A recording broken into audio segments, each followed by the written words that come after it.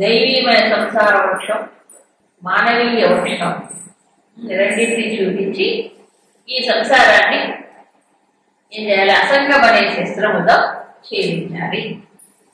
తర్వాత ఏం చేయాలి? కాడి చేతులతో కూర్చోకూడదు. మరి తత్పదం పరమార్పితవ్యం, పరమాత్మను అన్వేషణ చెయ్యాలి.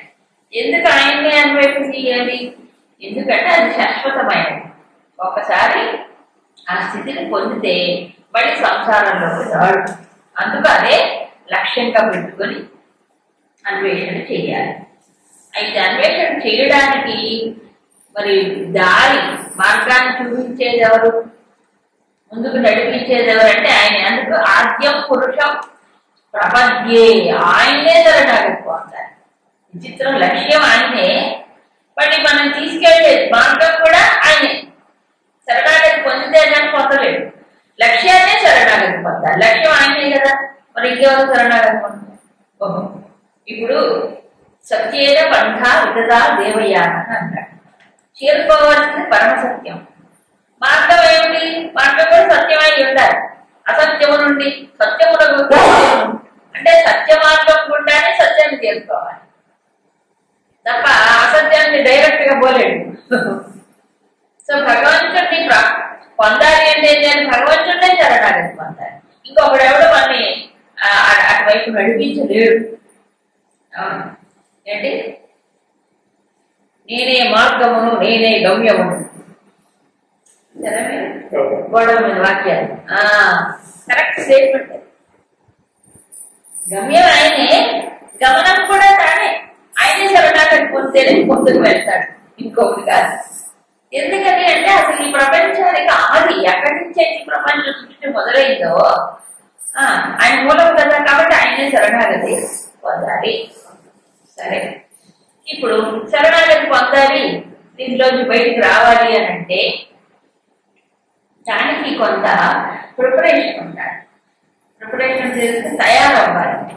తయారవ్వాలంటే బయటికి వెళ్ళడానికి తయారవ్వం కాదు, పరమాత్మను చేరుకోవడానికి తయారు కావద్దు.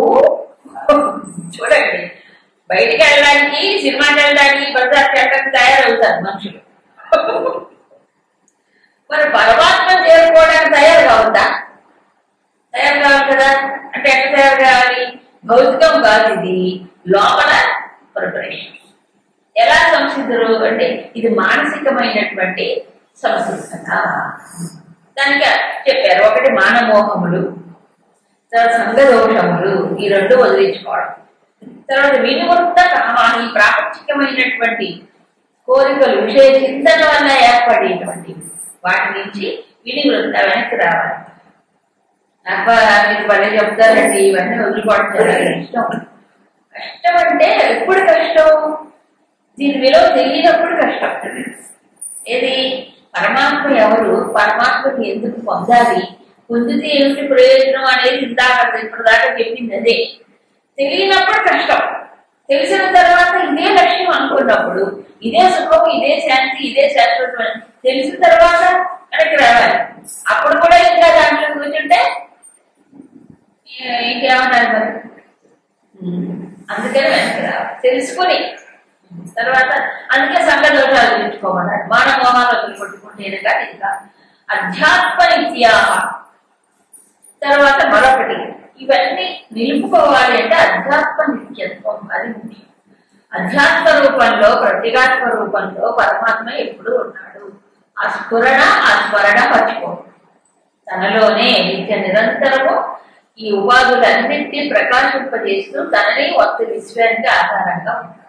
ఈ ఆలోచన, ఈ స్ఫురణ, స్మరణ ఇది ఉండడం రెండవది. అయితే ఇది ఉంటే తప్ప మిగతావన్నీ సాధ్యం కాదేమో. ఇది ఉంటే తప్ప మిగతా ఈజీ అవో. అందుకని అధ్యాత్మ నిత్యత్వం వల్లనే మానమోహములు, సంఘదోషములు, ఈ వినివృత్త కామాహ ఇవన్నీ సాధ్యమవుతాయి. తర్వాత ద్వంద్వ ప్రపంచం నుంచి కూడా బయటపడతారు. అంటే ద్వంద్వాలు ఉంటాయి, ఈ వాటిని తట్టుకునే శక్తి వస్తుంది. అప్పుడు అవ్యయ మూఢత్వం పోయి అవ్యయమైనటువంటి స్థితిని పొందుతాడు. ఇంతకీ మరి ఆ పరమాత్మ యద్గత్వా నివర్తంతే, అదంతా నా స్థితి అన్నాడు కదా. ఏమిటది? అలా ఎలా ఉంటుంది ఆ స్థితి? ఆ ధామం అన్నాడు, స్థితి అన్నాడు. అంటే ఇక్కడ మహాత్ములు ఏం చెప్తారంటే తద్ధామ పరమం, అది పరమమైన నా ధామము. ధామము అంటే జనరల్ గా ఏమిటంటే ఒక ప్రదేశం, అవునా? ఓ ప్రదేశం. మరి ఇప్పుడు నా పరంధామం, తత్ పరమం ధామ అన్నాడు. నా పరంధామం అంటే ఓ పరంధామం అక్కడెక్కడ ఉంటుంది, దాంట్లో ఆయన ఉంటాడు, వెళ్ళి దర్శనం చేసుకొని వద్దాం కాదు. మరి ఏమిటంటే దీనికి ఉదాహరణ చెప్తారు. రాహువు తల. రాహువు తల అంటే ఏంటి అర్థం తెలుసా? రాహు అంటే ఏంటి తెలుసా? తెలీదా? రాహుకేతువులు విష్ణుమూర్తి ఖండించినప్పుడు రాహు తల మొండె అయ్యాడు కేతు. రాహు తల ఏంటి? రాహు అంటే తల. ఇప్పుడు మన మనిషికో తల దిగి అట్లా అట్లా కాదు. రాహు అంటే వాడు తల భాగమే రాహు, వాడికి ఇంకోటి లేదు, దీనికి ఎంత శరీరం ఏం లేదు. సో రాహు తల అంటే ఏంటి? తలే రాహు, రాహువే తల. అలాగే పరమధామం, పరమధామం అంటే ఏంటి? ఆ ధామం వేరు, ఆయన వేరు, పరమాత్మ వేరు కాదు. పరమాత్మే పరమధామం.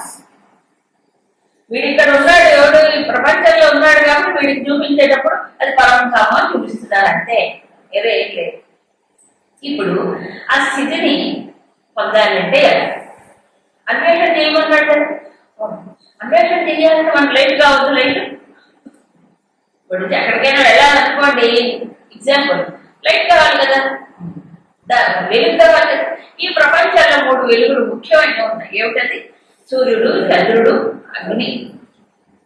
విద్యుత్తు, తర్వాత నక్షత్రాలు మనకు ఉపయోగపడవు. విద్యుత్ అంటే మనం తయారు చేసుకోండి, లేదా ప్రకృతిలో ఉండే విద్యుత్ మెరుపులాగా వచ్చిపోతుంది, అదే ఉపయోగపడదు. కానీ అది కూడా వెలుగులే. ఈ వెలుగులు అక్కడ వెలగవు.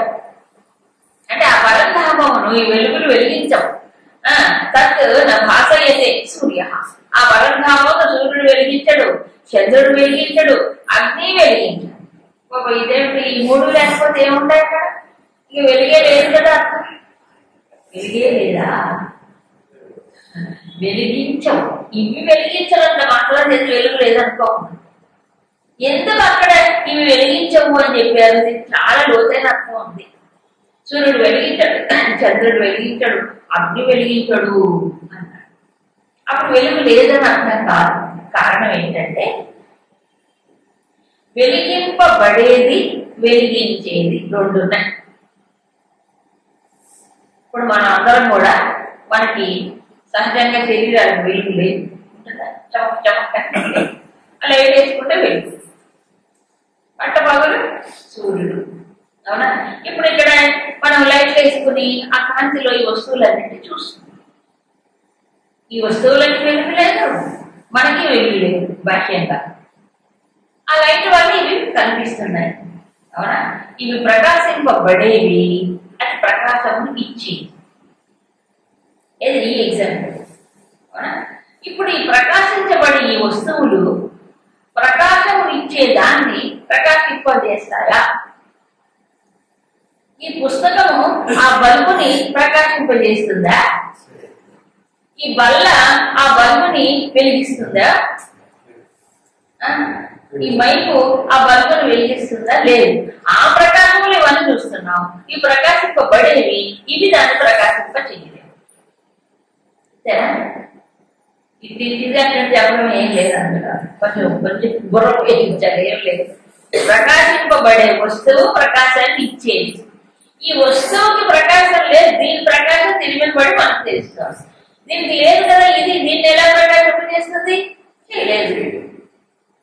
అలాగే సూర్యుడు అక్కడ వెలగడు, చంద్రుడు అక్కడ వెలగడు, అగ్ని అక్కడ వెలగదు అంటే ఏమిటి అర్థము? వీటికి సహజంగా వెలుగు లేదు. వీటికి సహజంగా వెలుగు లేదు. మరి ఏమైంది అంటే ఏ ప్రకాశం వల్ల అవి వెలిగించబడుతున్నాయో, ఏ ప్రకాశం వల్ల సూర్యుడు, చంద్రుడు, అగ్ని మొదలైన వెలిగించబడుతున్నాయో ఇవి ఆయన్ని ప్రకాశింపజేయలేవు. ఏది? పరమాత్మ. ఇవన్నీ ఏమిటి? ప్రకాశ స్వీకరిస్తున్నాడు ఆయన దగ్గర నుంచి. ఈ విషయాన్ని ఇదే అధ్యాయం తర్వాత శ్లోకాలు చెప్తారు. సో ఇదే పాయింట్. సో ప్రకాశం ఇచ్చేటువంటి పరమాత్మ, అవునా, ఆ ప్రకాశం వల్ల ఇవన్నీ వెలుగుతున్నాయి. కానీ ఈ వెలుగులో పరమాత్మను ప్రకాశింపచేయలేదు. ఆయన ప్రకాశం వీటికి వచ్చింది. నత్ర సూర్యో భాతి నక్షత్ర తారకం నేవా విద్యుతో భాంతి కుతోయమగ్ని తమేవ భాంతమనుభాతి సర్వం సస్య భాసా సర్వమిదం విభాతి. క్లియర్గా చెప్పాడు అదే మంత్రం ఇక్కడ. తమేవ భాంతం అనుభాతి సర్వం, అసలు అదే ప్రకాశం, పరమాత్మే ప్రకాశం. ఇవన్నీ ఆయన అనుసరించే ఆయన ప్రకాశం వల్ల వెలుగుతున్నాయి. వాటికి వెలిగి ఎక్కడ ఉంది కాబట్టి సూర్యుడు చంద్రుడు అవి అక్కడ వెలగవు అని చెప్పి, అంటే చీకటి అని కాదు అక్కడ అర్థం. వీటన్నిటికీ ప్రకాశాన్ని ఇచ్చే ప్రకాశం, వీటన్నిటికీ మూలం. ఇదే మానవుడి యొక్క లక్ష్యం. సరే, సో మానవుడి యొక్క లక్ష్యం ఏమిటి? ఈ ప్రకాశం స్వరూపాన్ని తెలుసుకోవడమే. ఇది తెలుసుకోవడం అంటే ఉండదు, లీనం అయిపోవడమే. అందుకే గత్వాన నివర్తంతే, ఎక్కడికి వెళ్తే మళ్ళీ తిరిగి ఈ చీకట్లోకి రాదు. ఈ చీకట్లోకి రాదు, ఎందుకంటే అదే అసలు ప్రకాశం కాదు. ఆ ప్రకాశము ఏమవుతుంది ఇప్పుడు? తనకంటే వేరుగా లేదు. ఇవన్నీ వెలిగించబడుతున్నాయి. ఆ ప్రకాశం నువ్వు తెలుసుకోవడానికి ఇంకో ప్రకాశం అవసరం లేదు. ఎందుకంటే శంకరాచార్యుల ఆత్మబోధలో మంచి ఎగ్జాంపుల్ చెప్తారు. అలాంటి అన్ని అందరి శంకర్లు ఇచ్చినవన్నీ అలాగే. దీపస్య నా అన్య దీప ఇచ్ఛ, దీపస్య నా అన్య దీపేచ్ఛ. ఒక దీపం వెలుగుతాం, దీపం అంటేనే వెలిగే, దాని కూడా దీపం కాదు. ఒక దీపం ప్రకాశిస్తాం. ఈ దీపం వెలుగులో మిగతా వస్తువులన్నీ తెలుస్తుంది. దాని చెప్పిన ఎగ్జాంపుల్. ఇప్పుడు ఈ దీపాన్ని చూడటానికి మరొక దీపం కావాలా? అవసరం ఏంటంటే ఆ దీపం వెలుగుతో టార్చ్ చూడండి అంట, అక్కర్లేదు కదా. వెలుగుతున్న దీపానికి మరొక వెలుగు అవసరం లేదు. ఆ వెలుగులో తను తాను ప్రకాశింప చేసుకుంటుంది. అలాగే పరమాత్మ, పరమాత్మ స్వయం ప్రకాశం. ఆయనకి ఈ వెలుగులు కావాలా? సూర్యుడు వెలుగు, చంద్రుడు వెలుగు, అగ్ని వెలుగు మరి ఆ ప్రకాశం వలన ఇవన్నీ దీపింపబడుతున్నాయి, ప్రకాశిస్తున్నాయి. కాబట్టి ఆ ప్రకాశం తెలుసుకోవడానికి మరొకటి అవసరం. ఇప్పుడు మనకి వెంటనే ఓ డౌట్ వస్తుంది. ఏంటంటే ఆ సూర్య చంద్ర అగ్నులు అక్కడ ప్రకాశించవు, మరి మన పని ఏంటి? మనలో కూడా ప్రకాశం, ఇంద్రియములు ప్రకాశం లేవా? ఉంది. మన వస్తువులు దృశ్యాలు చూస్తున్నాం, శబ్దాలు వింటున్నాం, రుచులు చూస్తున్నాం, వాసనలు పీలుస్తున్నాం. ఇవన్నీ ఇంద్రియములు చేస్తారు, పనులు చేస్తారు. ఈ ఇంద్రియాలు పని చేయాలంటే వాటి వెనక ఏముండాలి? ఓ ప్రకాశం ఉండాలి. సో అక్కడెక్కడో వాటి సూర్య చంద్రాలను ప్రకాశింప చేయటం కాదు, మన లోపలే వేటిని, మన ఇంద్రియాన్ని, మనసుని, బుద్ధిని కదా, అక్కడ కారణ శరీరమును కూడా ప్రకాశింపజేసేది పరమాత్మ. ఎప్పుడు లేదు అది ఎప్పుడైనా ఆఫ్ అవడం అంటూ ఉంటుందే. ఇవైతే ఆఫ్ చేసుకుంటాం, మనకు energy waste, power, current bill కట్టాలి. ఎప్పుడు ఉన్నది, ఎప్పుడు ఉంది ఆ ప్రకాశం. వెలుగులో, నిద్రలో, స్వప్నంలో కదా, అన్ని ఇంద్రియముల వెనుక, మన బుద్ధుల వెనుక ఎప్పుడు ఉంది ఆ ప్రకాశాన్ని. దేని చేత మనం వెలిగింపజేస్తే దేని చేత తెలుసుకుంటాం? అవన్నీ ఫెయిల్. అక్కడికి వెళ్ళేటప్పుడు ఏమవుతాయి? అవన్నీ పని చేయవు. ఎందుకు పని చేయవు? అసలు ప్రకాశం అదే. దీని గురుదేవుడు మంచి ఎగ్జాంపుల్ చెప్తారు. అందుకే గురుదేవుడు ఓ టార్చ్ లైట్ బెస్ట్ ఎగ్జాంపుల్, మనందరికి తెలిసిందే. ఓ టార్చ్ లైట్ ఉంది. టార్చ్ లైట్ మామూలు దాంట్లో బ్యాటరీలు పెట్టి ఇలా స్విచ్ ఆన్ చేయడానికి వెలుగుతుంది. ఆ వెలుగులో అన్ని ఇలా ఇలా వేసి వస్తువులు చూసుకుంటాం, అవునా? ఈ టార్చ్ లైట్ ఎలా వెలుగుతోంది? బల్బు వల్ల, బల్బు వల్ల కాదు కాబట్టి బ్యాటరీ కాదు, బల్బు ఉన్న బ్యాటరీ కావాలి అంటే వెళ్దాం కదా. ఇప్పుడు ఆ బల్బు వెలుగుతున్న బల్బు నేను ఎలా వెలుగుతున్నాను, నాకు ఈ వెలుగు ఎక్కడి నుంచి వచ్చింది అని వెనక్కి తిరిగి చూసింది అనుకోండి. అప్పుడు ఏమవుతుంది, దీంతో బ్యాటరీతో కనెక్షన్ ఉంటుంది వెనక్కి తిరిగితే, అవునా? అప్పుడు దాని ప్రకాశం వెళ్ళింది. ఈ వెలుగులన్నీ అట్లాగే సూర్య చంద్రాది అన్నీ కూడా ఉపాధులే, వాటి యొక్క వెలుగు పరమాత్మే చెప్పాడు. చెప్పి ఒక్కసారి ఈ స్థితిని చేరుకున్న తర్వాత ఏది వెలుగులన్నిటికీ వెలుగు ఆ పరమాత్మని యద్దత్వా ననివర్తంతే. ఇందాక చెప్పినప్పుడు 5వ శ్లోకంలో బాణమోహములు, సంఘదోషములు, కామములు, ఇంకా ఇవన్నీ ఒకరు కొట్టుకుని ఇవన్నీ చేస్తే అప్పుడు పరమాత్మను చేరుకుంటాడు అన్నాడు. ఎంత కష్టమైన పని మానవుడికి. ఈ దోషాలన్నీ పోగొట్టుకొని ఆయన చేరుకోవాలంటే ఇంత అన్ని వదులుకొని అదేదో చేరుకుంటే తెలుసుకుంటే మళ్ళీ తర్వాత మళ్ళీ ఎంతసేపు మళ్ళీ తిరిగి అక్కడికి వస్తామో, తిరిగి మళ్ళీ ఇక్కడికి వచ్చి పడతామో, ఈ సంసార బాధలు తప్పవా, అది ఏమన్నా అట్లా పోయి ఇట్లా వచ్చేదా కదా అని మనకి డౌట్. ఎందుకంటే ఇక స్వర్గాది లోకాల పైన తిరిగి వస్తాడు, అవునా కాదు? అలాంటిది ఆ పరబ్రహ్మం చేరుకుంటే మళ్ళీ తిరిగి ఇక్కడికి వచ్చి మళ్ళీ పడతామేమో, మళ్ళీ సంసారం కష్టాలు నష్టాలు దుఃఖాలు తప్పవా అనే డౌట్ వస్తుంది. అందుకని ఈ వాక్యం యద్గత్వా ననివర్తంతే, అది చేరుకుంటే మళ్ళీ తిరిగి ఇక్కడికి రా అందుకు మరీ చెప్పాడు. అందుకే పరంధామం. మరి అదే కదండి కావాల్సింది. మళ్ళీ తిరిగి వచ్చేందుకు మనం తిరిగిరాని కావాలి. ఈ 8వ అధ్యాయంలో చెప్పాడు తిరిగి రాని మాట్లాడాలని చెప్పలే. ఇది అన్నిటికంటే హైయెస్ట్ పరంధామం. నిజమేనంటారా? ఏమో నిజమేనంటారంటే దీని గురుదేవుడు ప్రాక్టికల్ ఎగ్జాంపుల్ చెప్తారు. ఇక్కడ పరంధామం అంటే ప్రదేశం కాదుగా, ఎక్కడికి ఏదో లోకం కాదుగా, మరేమిటి పరమాత్మే అన్నిటికీ ఆధారమైన పరమాత్మ స్థితిని అందుకున్నవాడు మళ్ళీ తిరిగి ఈ జీవుడిగా ఈ కష్టాలు పడ్డావు, మళ్ళీ తిరిగి ఈ పంజరంలో ఈ తాదాత్మ్యాలు సంఘదోషాలు పెట్టుకొని అన్ని కష్టాలు పడవు. సో కష్టాలన్నీ పోవాలంటే ఒకే ఒక చోట పోతాయి కష్టాలు, అన్నీ ఒకేసారి పోతాయి. టోటల్గా ఎప్పుడు పోతాయి? పరమాత్మను అందుకున్నప్పుడే. జీవుడిగా ఉన్నంత వరకు ఏదో ఒకటి పోతే కూడా వస్తూనే ఉంటుంది. కాబట్టి పూర్తిగా కష్టాలు పోవాలంటే ఏం చేయాలి?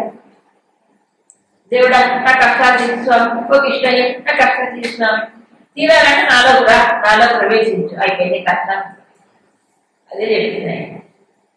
నువ్వు దూరంగా వచ్చి కష్టాలు తీర్చట్టు నాకు అదే మాటికి వచ్చి నీ కష్టాలు తీర్చుతాను. నాలో ప్రవేశిస్తే అప్పుడు నీకు ఏదో ఉంటుంది, తిరిగి ఇక్కడ రావు, ఈ బాధలు ఏముండవు. దీనికి మన స్థాయిలో ప్రాపంచిక స్థాయిలో ఉదాహరణ చెప్పారు. ఇది సాధ్యం అంటారు. ఒక ఏంటంటారు ప్రొఫెసర్ పిహెచ్డి చేశాడు. ఆయన మంచి ఏంటంటారు విజిటింగ్ ప్రొఫెసర్ కూడా, అంటే ఒక యూనివర్సిటీలో పనిచేసి వేరే యూనివర్సిటీస్ కూడా ఇన్వైట్ చేస్తూ ఉంటారు వాడికి గెస్ట్ లెక్చర్స్ కూడా. విజిటింగ్ ప్రొఫెసర్ మంచి నాలెడ్జ్ ఉంది. అలా అన్ని సంవత్సరాలు పరిశోధన చేసి ఒక డాక్టరేట్ వచ్చి ఎంతమందిలో డాక్టరేట్లు ఇప్పించి పరిశోధన గైడ్ చేసినటువంటి వాడు గొప్ప స్కాలర్.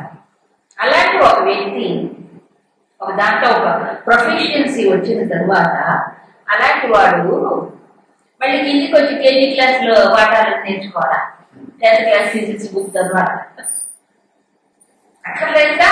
ఇవన్నీ దాటుకుంటూ అక్కడ మళ్ళీ తిరిగి వెనక్కి రావట్లేదు వాడు. అంత చదువుకున్న వాడు మళ్ళీ ఎమ్మెల్సీ దిద్దుకోవాలా అక్కర్లే. ఎందుకంటే 5వ క్లాస్ పాస్ అయిన వాడు 6 ప్రమోట్ అవుతాడు, వెనక్కి వచ్చి మళ్ళీ 1వ క్లాస్ చేస్తాడు. మామూలు భౌతిక విద్యలోనే మనం చూస్తున్నాం. ఒక అంచెలంచెలో 160 రాడవాడు. గొప్ప మ్యూజిషియన్ ఉన్నారు, గొప్ప ఆర్టిస్ట్, గొప్ప సంగీత శాస్త్రజ్ఞుడు, అందవేసింది. ఆయన ఎప్పుడైనా పొరపాటునైనా ఏమరపాట్లు అయినా అపస్వరం పలుకుతాడండి. ఏదో మనలాంటి వాడికి అపస్వరాలు అపస్వతులు అని వస్తాయి, కానీ దాంట్లో బాగా ఆరితీరిన వారు కళ్ళమని వాడు తప్పు పాడరు. అపశృతులు అంటే ఉండవు, శృతి తప్పడం అంటే ఉండదు, ఉంటే వాడు అశృతి చేసుకోలేదు. ఎందుకని ఎంతో చేసి చేసి చేసి ఆ సిద్ధి వాడి కిందికి వస్తాడా? సో ఒక ఫీల్డ్ లో, రంగంలో నిరంతర కృషి చేసి ఒక స్థాయిని పొందినటువంటి వాడు కిందికి రాలేడు. అవునా? అది విద్యలో కావచ్చు, సంగీతం కావచ్చు, సాహిత్యం కావచ్చు, ఇంకోటి కావచ్చు, ఇంకోటి కావచ్చు. ఇది మనకు అర్థమవుతుంది కదా. అట్లాగే ఈ అధ్యాత్మంలో, సో ఈ ప్రయాణంలో ఇందాక చెప్పిన దోషాలన్నీ వదలగొట్టుకుని అధ్యాత్మ భావనతో పరమాత్మతో నిరంతర అనుసంధానం చెందినటువంటి వాడు ఏమవుతాడు? చివరికి పరమాత్మనే అనుకుంటాడు. మరి తిరిగి ఇక్కడికి వచ్చాడా? ఇటు చూస్తే వచ్చేదా? దోషాలన్నీ ఇటు చూస్తే వస్తాయి. దీని నుంచి పూర్తిగా షిఫ్ట్ ద అటెన్షన్, షిఫ్టింగ్ గా దాంట్లో లీనమైపోయా ఇంకా చెప్పాడు. సో జీవుడి యొక్క గతి ఏమిటి? ఇప్పుడు అందరికీ గతి పతి ఒకడే. ఎవరు? పరమాత్మ. ఒక్కొక్కరు ఒక్కో గతి, ఒక్కో పతి ఉండదు. గతి అందరికీ ఒకటే. ఎవరు? పరమాత్మే. అదే గతి అని గుర్తుపెట్టుకోవాలి. ఇంకెవరు కాదు. తెలియదు ఇందాక ఒకటి ఇంకొదురుకోవడం. ఇప్పుడు ఇంతకీ జీవుడు ఎవడు? ఒకటి పరమాత్మ అంటే చెప్పాడు. మరి వీడెవడు? ఈ జీవుడు. నేను అనుకుంటున్నాను కదా, జీవుడు జీవుడు జీవుడు జీవుడు అంటే నేను. ఎవడు జీవుడు? అసలు ఎట్లా వచ్చాడు ఇక్కడికి? ఎట్లా వెళ్ళిపోతాడు? మమైవాంశో జీవలోకే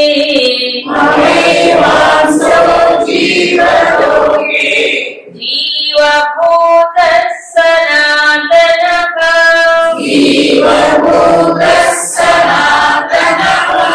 మనశ్షట్ఠానీంద్రియాణి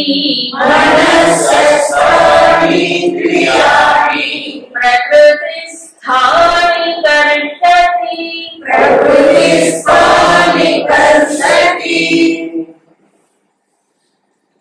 మమ ఏవ అంశః, మమ అంశః ఏవ, ఇది పెట్టుకోవాలి.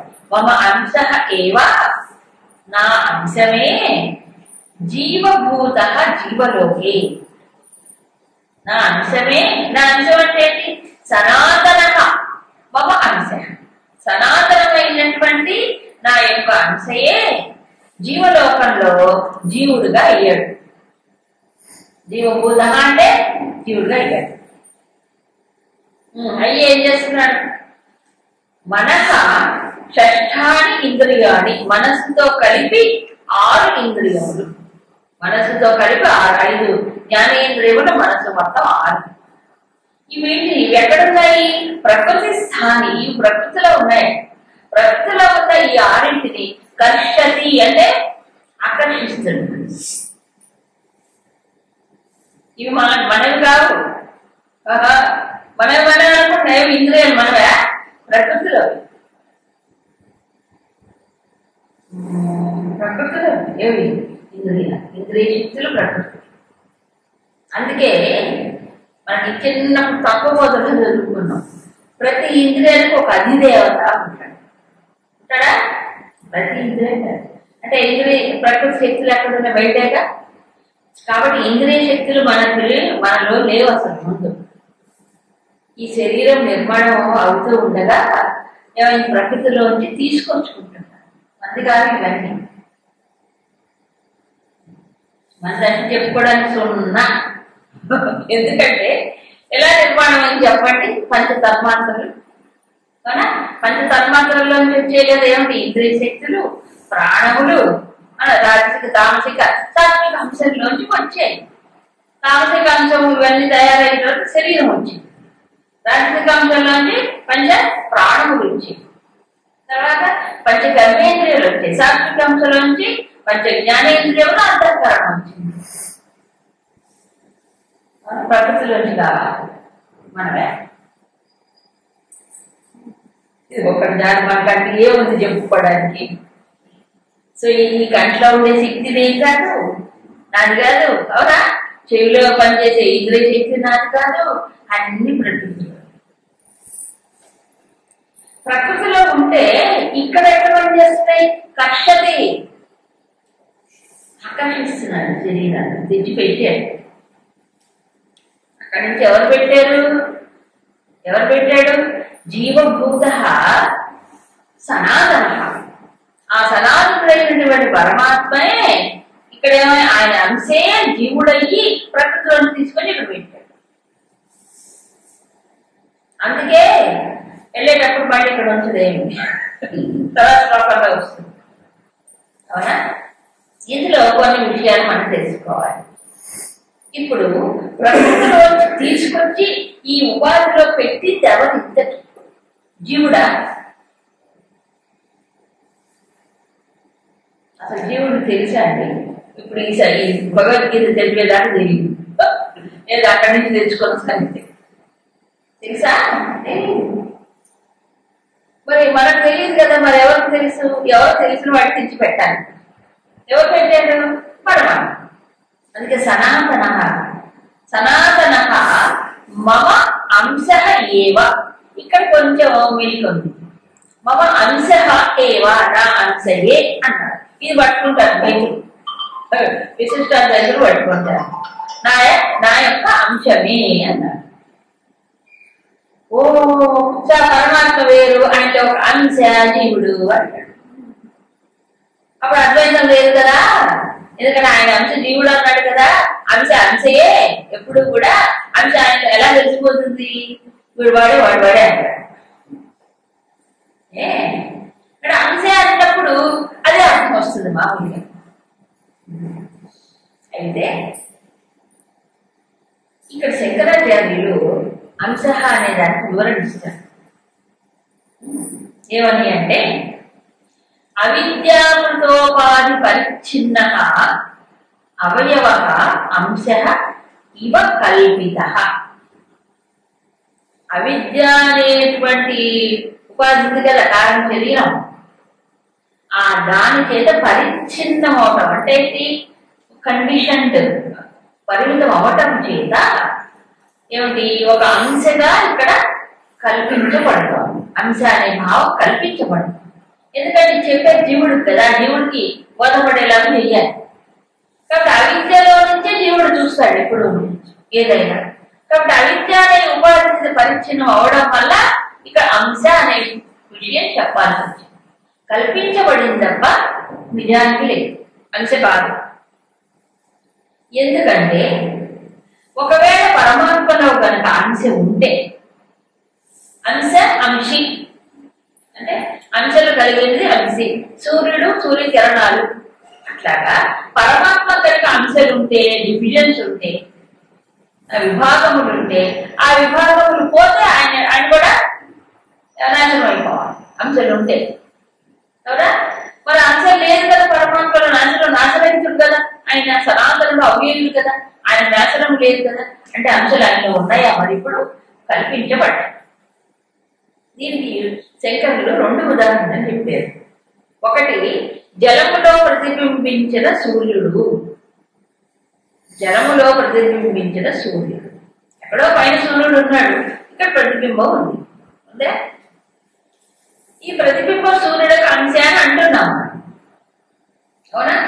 నీవు తీసేస్తే అంశ లేదు. అలాగే ఇక్కడ వీడు అంశ, పరమాత్మ యొక్క అంశ అని అంటున్నాం. వీడు ఎవరి? ఈ జీవుడు. ఎప్పుడు? ఈ ఉపాధి ఉన్నంత వరకే సూక్ష్మ శరీరంలో ప్రతిబింబిస్తున్నప్పుడు అంశ. సూక్ష్మ శరీరానికి కారణం ఏంటి? కారణ శరీరం, అవిద్య. సో అవిద్య అనే ఉపాధిలో ఉన్నంత వరకు ఏమంటున్నాం? అంశ అని అంటున్నాం. ఆ సూక్ష్మ శరీర ఉపాధి లేదు, దాటిపోయేటప్పుడు అంశ లేదు, పరమాత్మే మిగులుతాడు. అలాగే మరొక ఉదాహరణ చెప్పారు. ఘటాకాశం అందరికీ తెలుసు. ఘట ఆకాశం. ఘటం అంటే కొండ. కొండలో ఖాళీ ఉంటుంది కదా, ఉంటేనే ఏదైనా పోసుకుంటాం నీళ్ళలో పాలు. ఈ ఘటంలో ఒక ఆకాశం ఉంది, అంటే ఒక స్పేస్ ఖాళీ. దీని ఘటాకాశం అంటాం. ఈ కొండలో ఉండే ఆకాశం ఏమైంది? కొండ పగిలిపోయిన తర్వాత అయ్యో ఆకాశం పగిలిపోయింది ఏం చేయాలని అనుకుంటారు. కొండ పగిలింది, ఆకాశానికి ఏమైంది? ఘటాకాశం మఠాకాశంలో కలిసిపోయింది. ఇదంతా మఠాకాశం. ఇది ఒక పెద్ద మఠం, ఇది ఒక ఆకాశం. మఠం కూలిపోతే మహాకాశంలో కలిసిపోతుంది. అంతేనా? అలాగే ఇది ఒక ఘటం, అది ఉపాధి. దీంట్లో ఎవరు ప్రకాశిస్తున్నారు? మమ అంశహీయం. ఎందుకు అక్కడ అంశాలు అన్నాడు అంటే ఈ ఉపాధిలో చూస్తున్నాం కాబట్టి అంశ అంటున్నాడు అంతే. ఉపాధి రహితంగా చూసినప్పుడు, ఉపాధి లీనమైపోయినప్పుడు పరమాత్మ అంటాడు. సో జీవుడు దృక్కోణాలు అని చెప్తారు. అందుకే జీవో దేవ సనాతన అంటారు. అన్నారా? జీవుడు ఎవరు? సనాతనమైన దేవుడే. దేవో దేవాలయ ప్రోక్త జీవో దేవ సనాతన చదేత అజ్ఞాన నిర్మాల్య సోహం భావేన పూజే. ఈ అజ్ఞానం వల్ల ఈ జీవుడు అంటున్నాం కాబట్టి ఆ అజ్ఞానాన్ని వదిలేసి ఏం చేయాలి? భగవంతుడిని పూజ చేయాలి. ఏంటి? ఎలా పూజ చేయాలి? సోహం భావేన. ఆ పరమాత్మ కంటే నేను వేరుగా లేను, ఉన్నానంటే భ్రమే, ఆయనే ఇక్కడ ఉన్నాడు. నేనుగా నాకు ఉనికి లేదు కదా, ఆయనే ఇక్కడ ఉన్నాడు. ఆయన సో అంశాలు ఎందుకంటున్నాం? ఉపాధుల్లో దృష్టిలో నుంచి అంటాం అంశం అంతే.